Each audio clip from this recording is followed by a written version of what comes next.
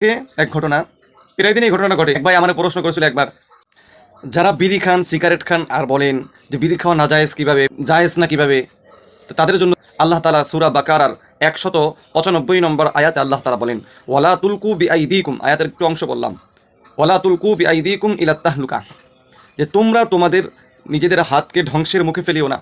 এই আয়াতের ব্যাখ্যার ভিতরে লেখছেন যে নিজেদের শরীর অথবা স্বাস্থ্য অথবা ইমান ধ্বংস হয় এমন কোনো কাজ তুমি করিও না, যদি করো এটাই হবে হারাম। তো এমনি হাদিসের দলিল অথবা মুরব্বীদের দলিল এত দূরে যাওয়ার দরকার নেই, এই আয়াত দ্বারাই বোঝা যায় যে শরীরের ক্ষতি হয় এমন কোনো কাজ করাই হলো হারাম। সেটা কীভাবে? বিড়ি খাইলে যে ক্ষতি সেটা কীভাবে দেখেন। আজকে এক ঘটনা, প্রায় দিন এই ঘটনা ঘটে।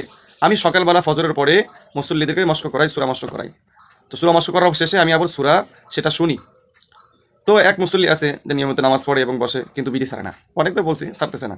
তো এর এই বিড়ি না ছাড়ার কারণে তার কাশি হয়েছে। কাশি, এই কাশির কারণে যে এমন কাশি দেয় সকালবেলা যখন আর অন্যদের পড়া শুনবো, তার কাশির আওয়াজে আমি অন্যদের পড়াই শুনতে পারি না। দেখেন কত বড় ক্ষতিকর। এক ভাই আমার প্রশ্ন করেছিল একবার, বিড়ি খাওয়া নাজায়েজ বা ক্ষতি, আপনি এটা প্রমাণ কি দেবেন? তখন আমি বলছিলাম যে গোলজারা সুন্নাতের ভিতরে 6টা কারণ লাগছে বিড়ি খাওয়ার নাজায়েজ সম্পর্কে। তো আমি তার সাথে একটু কথা বলতে চাইছিলাম, আমার সাথে রাগ হয়ে কথাগুলো বলছিল। তো অন্য আশপাশের ভাইরা আমাকে কথা বলতে দেয় নাই, যার কারণে ওই ব্যক্তিকে বুঝাইতে পারি নাই। তো এই একটা দলিল দিলাম কোরআন থেকে, ওয়ালা তুলকু বিআইদিকুম ইলাত তাহলুকা। বিশ্বাস না হইলে সূরা বাকারার 195 নম্বর আয়াতে গিয়ে সুন্দর করে দেখবেন, ব্যাখ্যা নেবেন, বুঝে যাবেন ইনশাআল্লাহ।